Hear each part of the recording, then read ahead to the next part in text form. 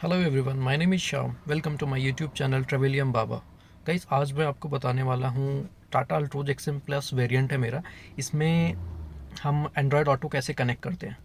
तो I hope आपको ये वीडियो काफ़ी आपके लिए हेल्पफुल होगी। तो चलिए देखते हैं।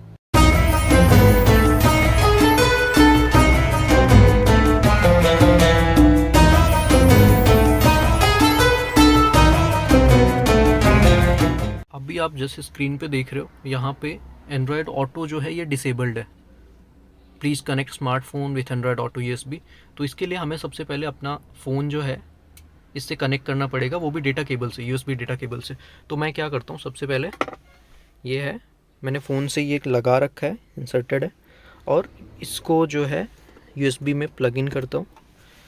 अब आप देखोगे फ़ोन में आएगा नोटिफिकेशन, इसको मैंने हटाया। मेक श्योर आपका जो है यू लोकेशन जो है जीपीएस वो ऑन होना चाहिए, तभी जाके वो एंड्रॉयड ऑटो जो है कनेक्ट हो पाएगा।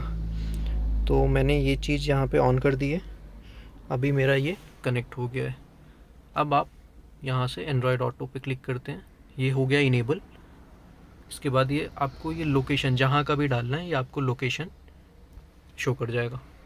आप इसमें अपना नॉर्मली जो भी लोकेशन डालना है यहाँ पे कर सकते हो। Thank you. आई होप आपको ये वीडियो आपके लिए काफ़ी हेल्पफुल रही होगी।